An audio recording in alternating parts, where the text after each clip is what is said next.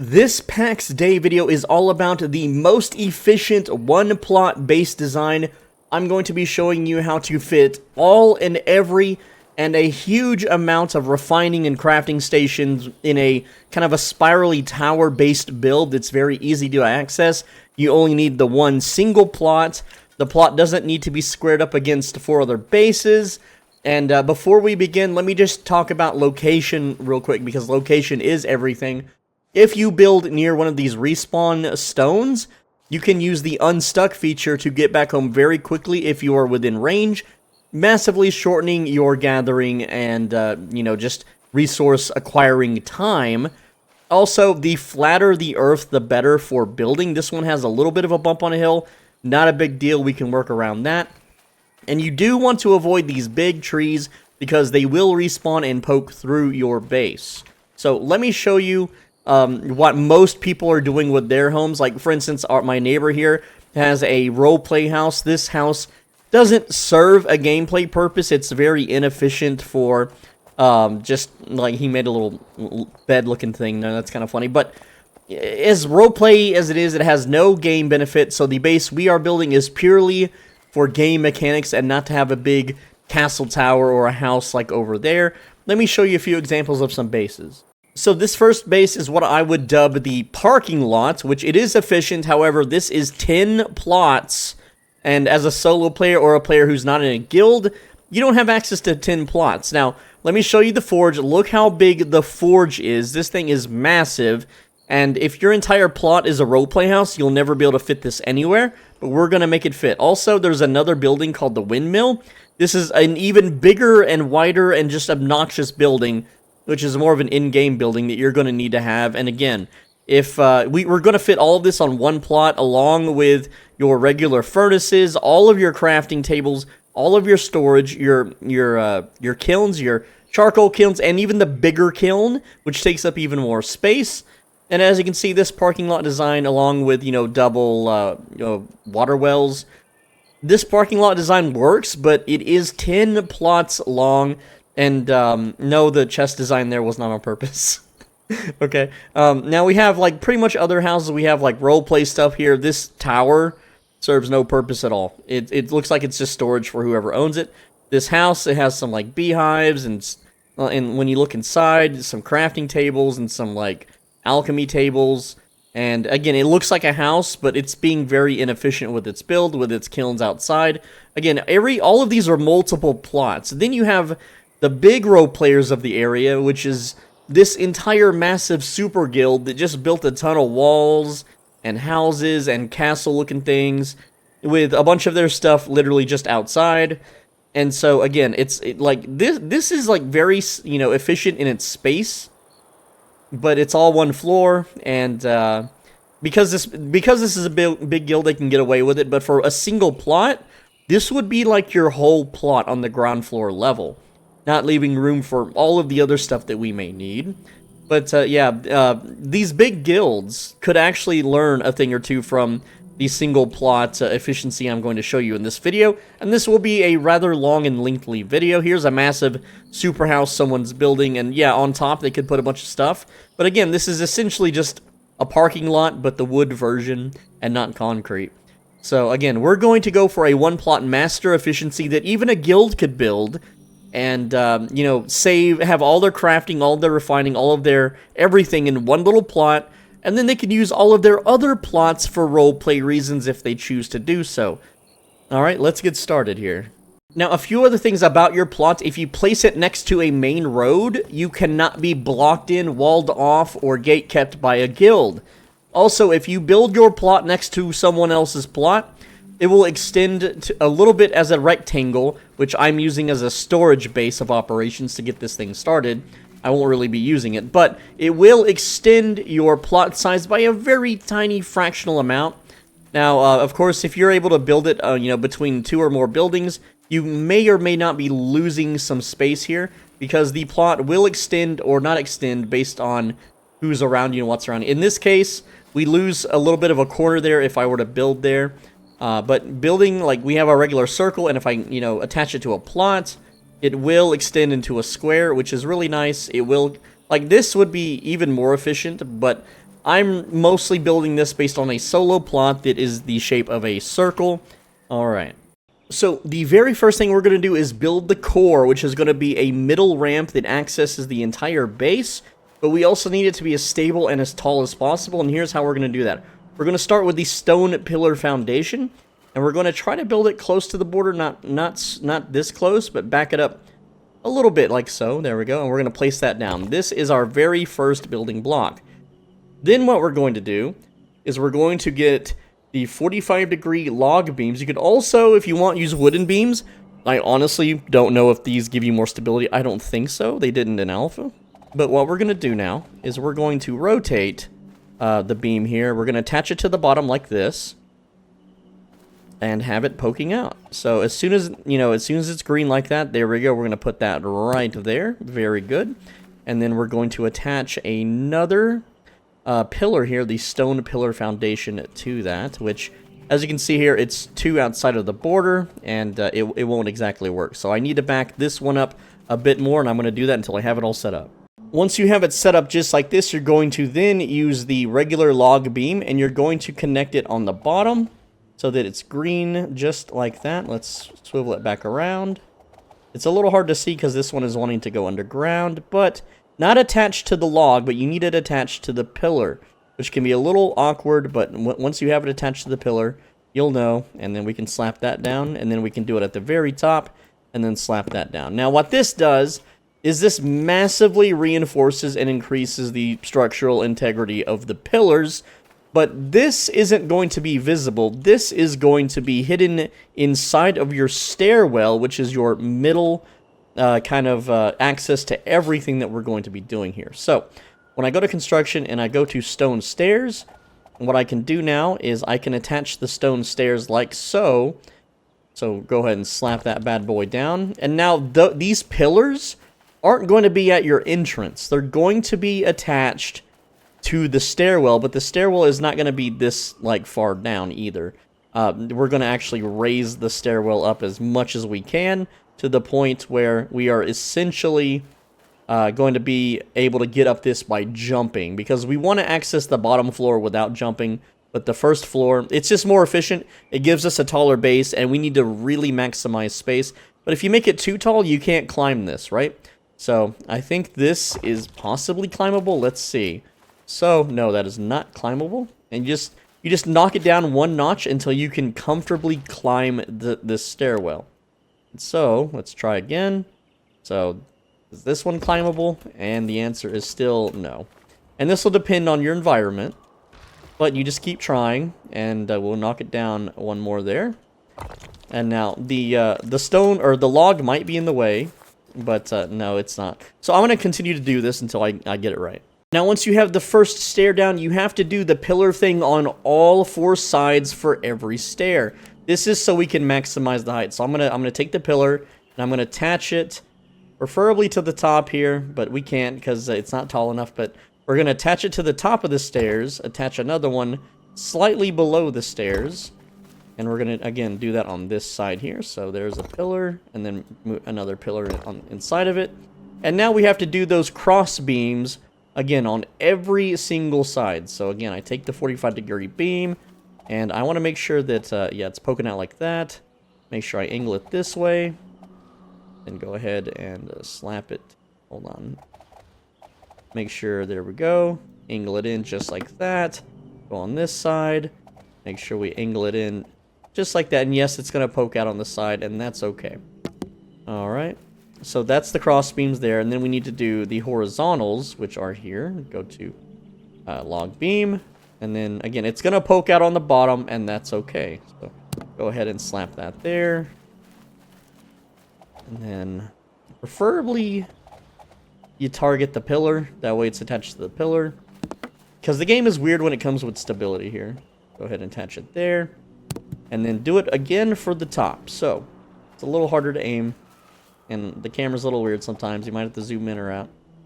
Alright, and then there we go on the top on that side, and I should have done the other side. Now, obviously, you don't have... I would still do the tops here, just so you have, like, a guardrail of sorts, but you're going to end up removing this later, because the way this base technically operates is as you go up the base, oh, I need access to the second floor, my smelting floor, and then you'd walk into the base from the stairwell, making this hyper efficient. It's not going to be the prettiest base, but it's going to be the most stable and efficient. And again, every time we make a stairwell, we are basically doing this reinforcement, and that'll get us as high as possible. Now, as you continue to build your staircase up, you're going to get to the point where the staircase cannot be tall enough to reach the bottom floor, especially if you have weird mountainous or sloping terrain like I do. In this case, you're going to have to bust out the stone foundation and just slide it under there until it connects. It needs to connect. Don't hold shift and free ball it. Make sure that it's connecting and everything is lit up and green. There we go. Slam that bad boy down and then continue to pillar up and build the support beams inside of it. When building the support pillars, you need to have it connected to the foundation, and you could do the staircase. It's risky. Just connect it to the foundation. It's much better that way. And there we go. Start from the ground and work your way up once it starts getting taller. But, you know, it's a little harder because your camera angle is limited. And remember, you can't leave a gap here. So in this case, I've got to build a stone pillar connecting to this pillar. And then I've got to build a pillar connecting to this pillar, but not being taller than the stairs.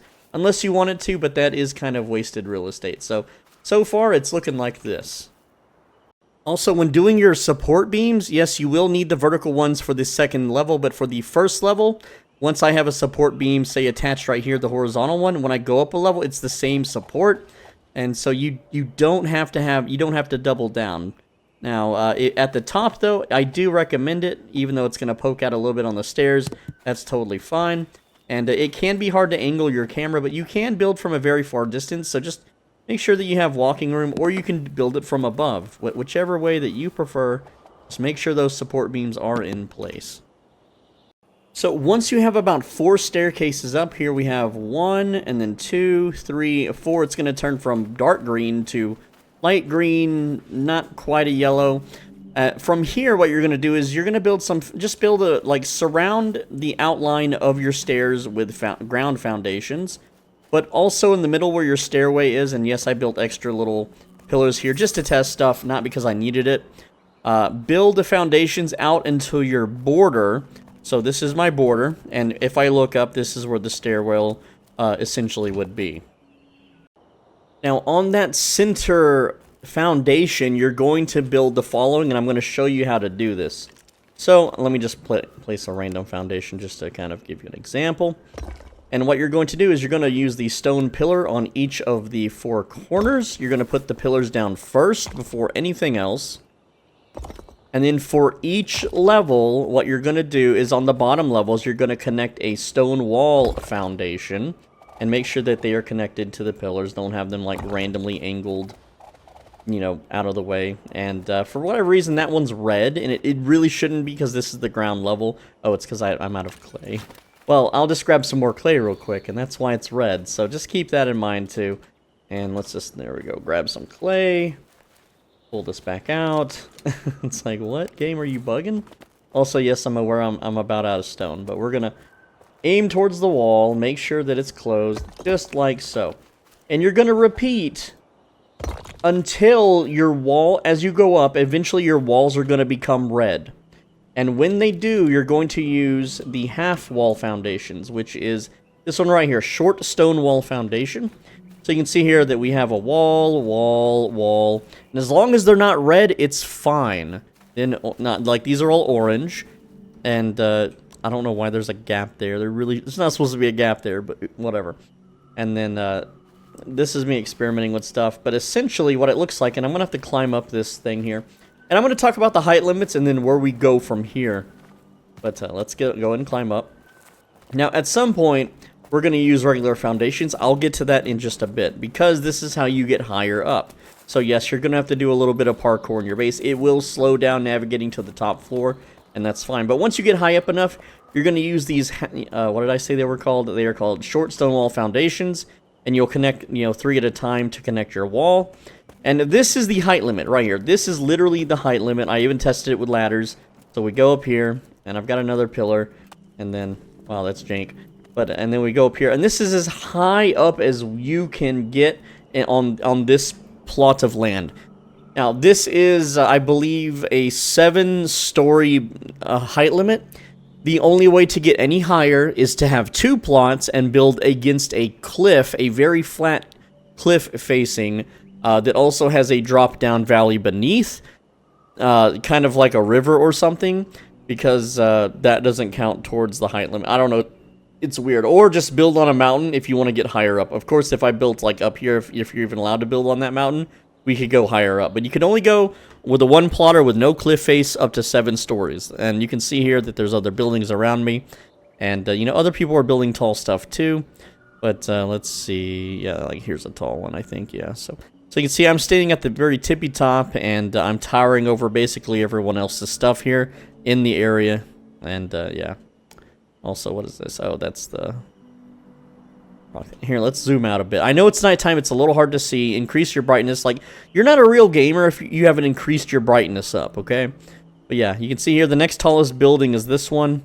And basically, if we get to the very tippy top of their wall and then even out and then go towards our building, you can see that it's, you know, they're about right here. They're about right there. Now, they have a spiral design, which I don't think is efficient. Now, a lot of these buildings that people are doing, they have it where the staircase is on the outer rim, which, again, is not efficient for what we want to do, because we want to fill up the middle with stuff.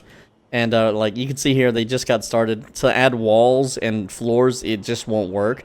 The reason why it's going to work with our base is because the foundation, most of the foundation is in the very middle.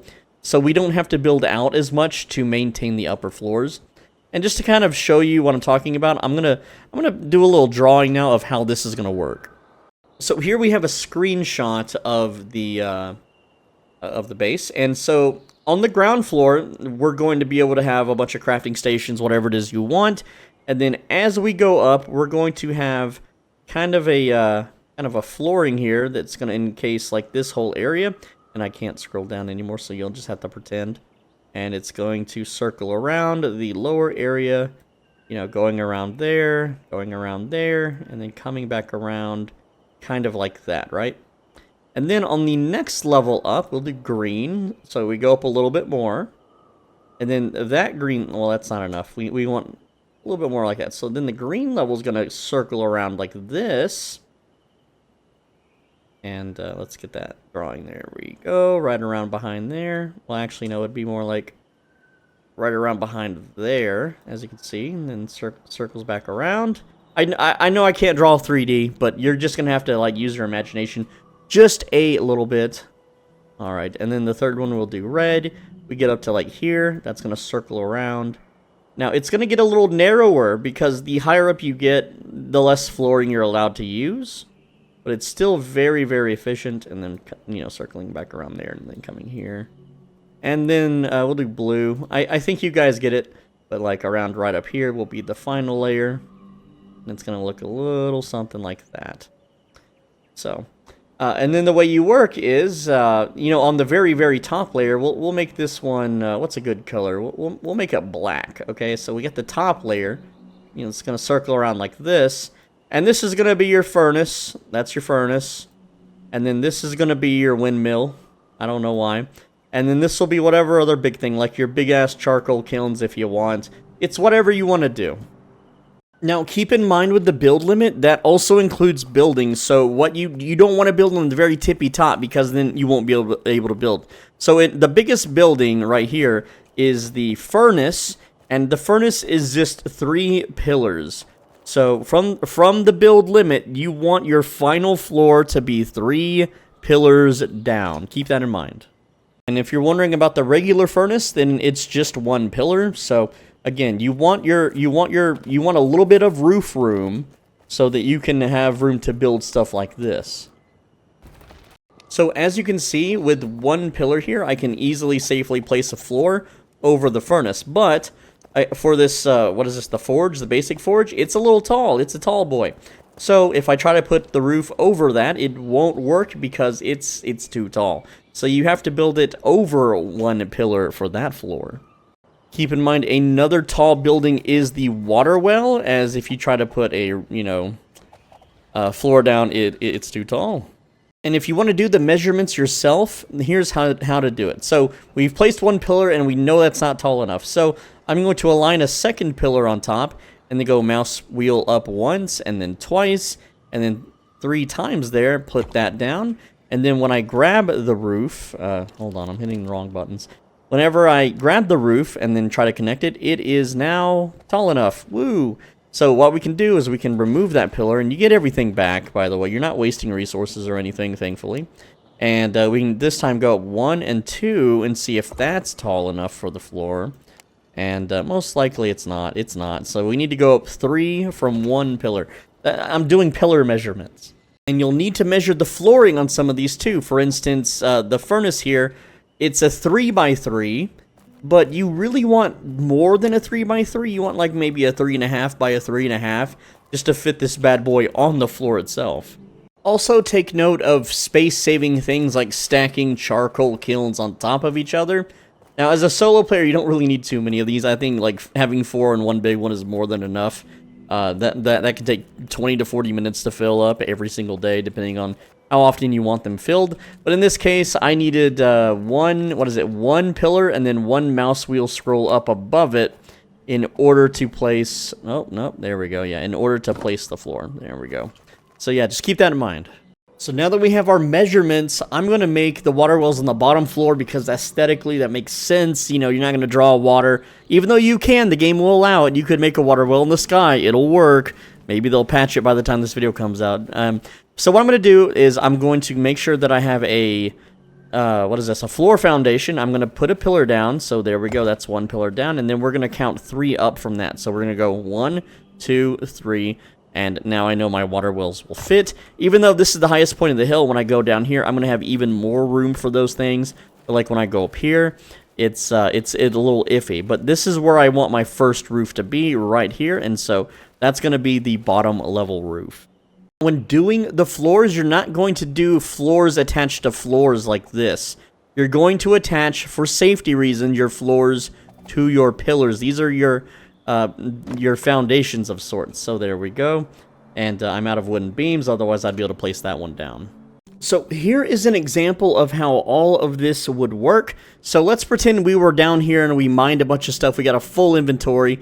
We would open our escape menu. We would make sure that you are closest to this this stone here. We don't want to teleport to this one.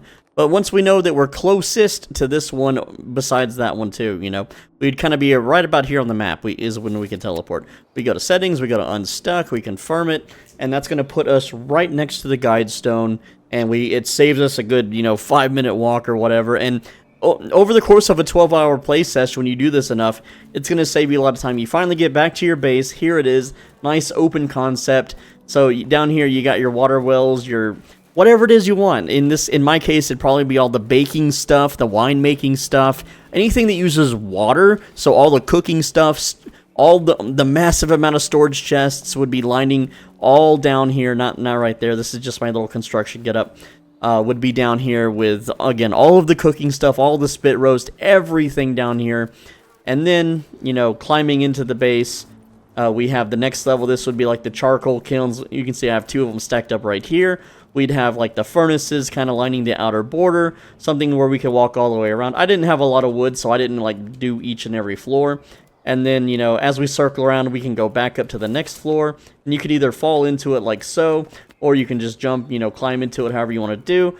And then on this floor, we could have all the tailoring stuff, lots of looms, lots of tailoring storage, and, armor crafting. We could have all the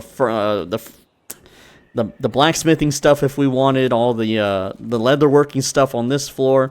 And then we go up a floor, and then what could we put on this floor? Well, we could put we can have it be like a I don't know, a fletching floor or something, herbalism floor, mining floor.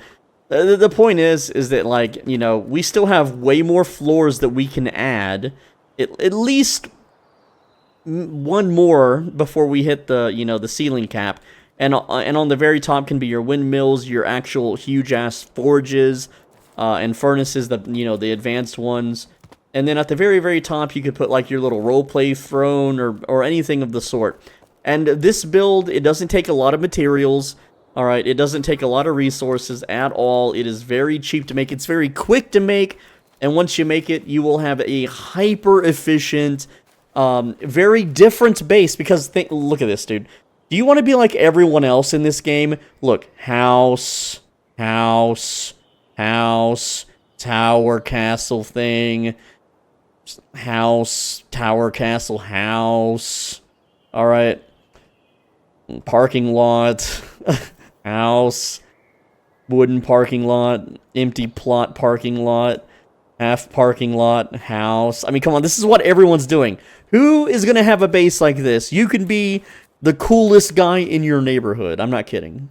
Now, the thing that this most resembles would probably be the Mojo Dojo Casa house from that Barbie movie, but instead of a slide on the side, it's a staircase in the middle. And the reason why the staircase is in the middle is for hyper efficiency. Like, for instance, you can have all your tailoring crap on the right side, and on the left could be your leatherworking stuff. So if you went on a big hunt, instead of, you know, doing the roundabout thing where you gotta, like, get on the side of your base and walk all the way up a big spiral to get to the floor you need to be. Again, we just did a big hunt, so what we do is, you know, we go over here. Let's say on the right side, second floor, that's our hunting lodge. Boom, boom, boom, put all the, you know, the leathers down. Boom, boom, boom, add all the meat to the charcuteries or whatever, you know. And, again, this is just extremely mega super hyper efficient. And I don't think it's ugly. It's a video game. I'll do what I want. I think all these stupid roleplay houses are ugly as hell. I think these roleplay castles on the hill are ugly as hell. And I think it's a hacker that, like, destroyed their stuff, because, like, they got bamboozled. That or someone in their guild just rage quit or something. I don't know what happened, but they got absolutely destroyed.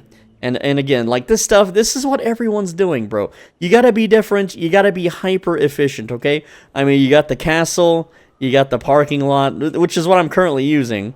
And now you have the Mojo Dojo Soul Benji Casa house stair method. Anyway, that's the build. Thank you so much for watching. Let me know if you have an even more hyper efficient, awesome build. This thing is super easy to build, super easy to maintain. There is no maintenance in the game currently, but if they ever added that kind of silver sink or a money sink, that's probably what they would do. And again, this is a one plotter. You only need the one plot. So for all you poor people out there, just like me, I'm also poor. Though I do have the 4 plotters. Someone bought me the game. For all you one plotters out there, this is the one plot you'll ever need in the best location, right across from the guide stone thingy. So easy teleports. And it's next to the border, so easy mining and easy in-game farming. It doesn't get any better than this, guys. This is the best build in Pax Dei. Simple as end of. That's it. Leave a comment. And finally, click the video on the right side of your screen. And if you don't, nothing will happen this time. You get a freebie. Bonus footage, because I forgot a few things. So, whenever you are wrapping around the building, you need to make sure that the floor level is tall enough so that your character can run under it. And as you can see here, this one is a little too tall, but that's absolutely fine because you might have a tall building on this floor. But at the same time, you may be wondering, well, how do I build out more? Because whenever I try to build floors, Swole Benji, it turns red, and I can't build anymore, as you can kind of, well, yeah, as you can see here, it's red. Well, that one's orange. So what you do is you just build this same thing that you have over here. You don't have to build a 4x4, but at least the pillar with the wall in between will let you go all the way to the ceiling, which will allow you to build floors all around that little area. Now, if you want to build the 4x4, you can. So, like, you would maybe, like, put one kind of, like, right here. You know, or I would just recommend doing one pillar if you can, kind of like what I've got going on. Because, again, the staircase itself is your stability until you get to the middle right here. Then it gets a little weird, and then on the edge here, too, is also your stability. So as long as you have pillars, like say you build your floors out from this stability structure, and then it starts getting red kind of in the middle, you can just add pillars as needed. As long as it, you know, doesn't mess up your flow or your base design, that's totally fine. Alright, that's it. Click the video on the right side of your screen.